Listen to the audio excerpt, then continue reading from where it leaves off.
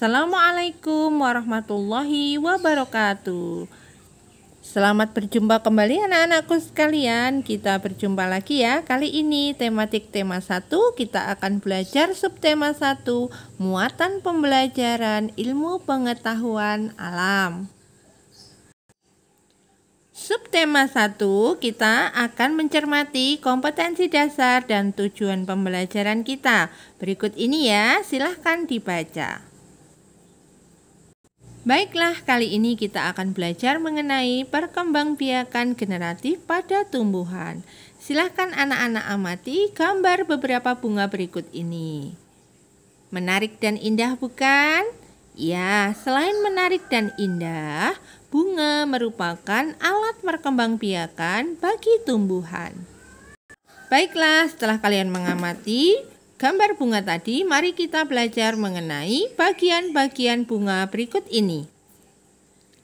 Bagian-bagian bunga terdiri atas tangkai bunga, dasar bunga, kelopak, bakal biji, mahkota, benang sari, kepala sari, putik, tangkai putik, dan kepala putik. Nah, kali ini kita akan belajar mengenai dua bagian bunga, yaitu putik dan benang sari.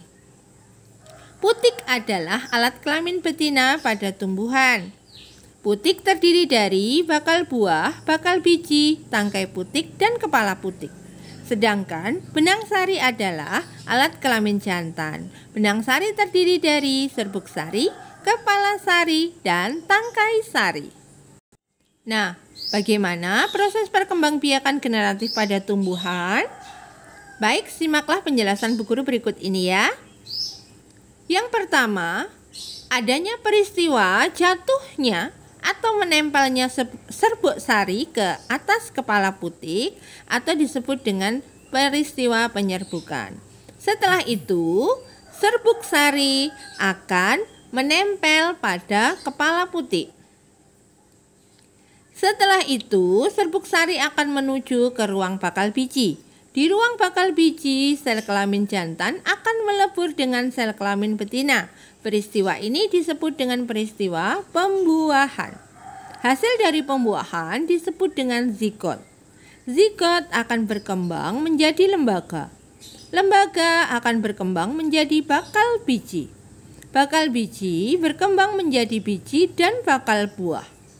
Lembaga yang ada di dalam biji merupakan calon tumbuhan baru. Nah, itulah proses perkembangbiakan generatif pada tumbuhan. Jadi, dapat disimpulkan, perkembangbiakan generatif tumbuhan yaitu perkembangbiakan yang dilakukan melalui proses penyerbukan dan pembuahan. Nah, berikut ini adalah contoh tumbuhan yang berkembang biak dengan cara generatif ya. Ada kedelai, ada jagung, ada mangga, ada padi, ada rambutan, ada jambu. Tentunya kalian bisa menyebutkan lebih banyak lagi ya. Banyak sekali tumbuhan yang berkembang biak dengan cara generatif di sekitar lingkungan kalian.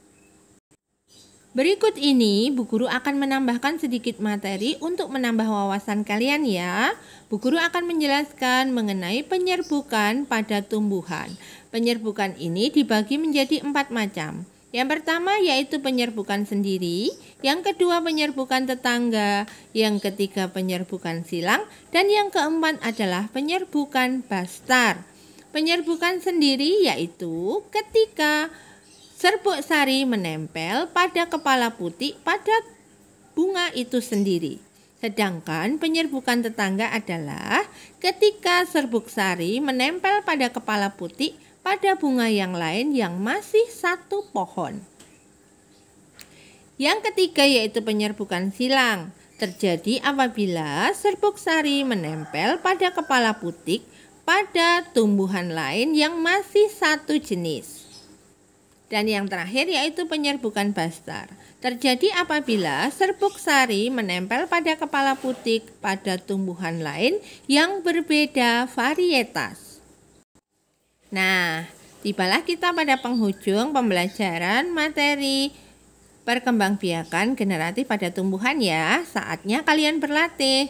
Silahkan gambar sebuah penampang bunga, kemudian gambar juga bagian-bagiannya serta manfaatnya. Setelah itu presentasikan hasil karya kalian ya. Terima kasih sudah mendengarkan penjelasan dari Bu Guru dan menyimak dengan baik. Jangan lupa selalu semangat belajar meskipun dari rumah.